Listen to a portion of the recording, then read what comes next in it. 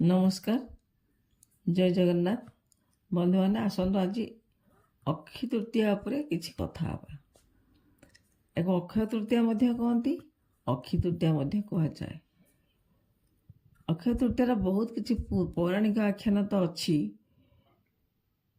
सब शुभ कार्य प्रथम प्रथम आरंभ होता अक्षय तृतीया दिन। पुराण अनेक किछि कथा अच्छी। परशुराम को जन्मदिन, माता गंगा का आगमन, श्रीविष्णु का शासन ये दिन में होता। आम आम पौराणिक आख्यान छाड़ी सामाजिक संस्कृति विषय किसी कथा हवा। यही दिन ठार माँ कृपामयी महालक्ष्मी कृपा धारा चाषी पर झड़ी पड़े।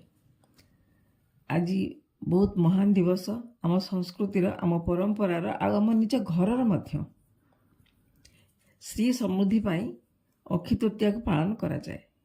आज दिन में चाषी पुअटी बेता जाओ कहते बेतुली बेतर से तैयारी होता है। से माण रखि थाए गौणी। आजिकल तो देखा मिलूनी। से गौणी रे गौणी धान थाए, नुआ कपड़ा थाए, धूप दीप, कलश आंब डाल, फूल सबु से बेतुली भितर पूरे रखिकी घरर मुरबी जी से निजे हलिया सहित ब्राह्मण को मध्य निया जाए। सांगरे खेत को बिल को जाती अक्षिमुठी अनुकूल पाई। से दिन एते पवित्र दिन जे घरे महालक्ष्मी पूजा होता है, चौरा मूल पूजा होता है, चारिआडे झोटी चिता पड़ी थाए। आ से बेतुली के मध्य रंग बेरंग करी सजा होता है। एथिरे झोटी पड़ी थाए, से गौणी मध्य सजा होता है विभिन्न रंगरे। आंबडाल कलश लिखाई थाए, से स्वस्तिक चिन्ह मध्य करा जाय थाए। आपण मैंने कहीं पिलादिने मध्य देखिथिबे एई रथ अक्षिमुठी जेतेबेले बिल को जाए कहीं भारी खुशी लगे। मु देखी बहुत खुशी लगे। सकाळु से कामटा घरे आरंभ हुए। आ बिलरे जाए पूजा करी सेठी कलश बसई से धान गौणी रखी फूल धूप दीप नैवेद्य दे घरर मुरबी जी से पूजा करती। आ से गौणी जो धान नहीं थांती से धानटा को बिलरे बुणी दियंती। ये है चाषी पुअर प्रथम अनुकूल माने शस्यर अनुकूल धान पाई आमर जीवन भी रही। चाष अनुकूल आज दिन ठार आरंभ है। आउ चाषी पुअटी तार चाष करवा भितरे महालक्ष्मी मध्य आवाहन कला। माँ को आवाहन करी से तार चाष कार्य आरंभ कला। एबे चाष कार्य आरंभ है दिन ठारू मध्य आमर आउ गोटे पूजा अच्छे। आपण मैंने जानिथिबे कि नहीं, सेटा कहती मेरीखुंट पूजा। मेरीखुंट जो आमर खलाटा हुए धान अमल हो आसी खलारे रहे। आ से खलारे गोटे खुंट पोता जाए। धान कटा सरिबा परे बिलर जेतेबेले हला पड़ी थाए ता पूर्वर चाषी भाईटी तार मेरी खुंटारे मेरी अनुकूल करे। से नाली कपड़ा सिंदूर फूल दे पूजा करे। आ प्रथम जो बलदटी बंधा हुए 3-4 जन 4टा बलद बंधा हुई धान बेंगला पड़े। जो बलदटी प्रथम बंधा होता ताको मेरिया बलद कहती। आ से बलद को मध्य सिंदूर फूल चंदन दे पूजा करी थांती।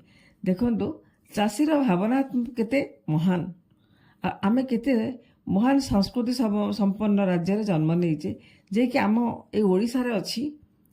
आ कोठी प्राय देखा जाए ना। एबे तो आ के करूना सब मेसीन रे सब काम कर दउजंती। किंतु ए महान कर्म चाषी पुअटी आ घर परिवार समस्त मध्य खूब आग्रह भक्तिपूत मन नहीं करि थांती। से मेरी खुंट पूजा रे धान अमल परे आमर चाषी भाईर चाष कार्य चाष कर तो लगी थाए। किंतु धान्य लक्ष्मी पूजा शेष हुए से मेरी खुंटा पूजा समय। आ पौराणिक आख्यान तो बहुत किछि अछि।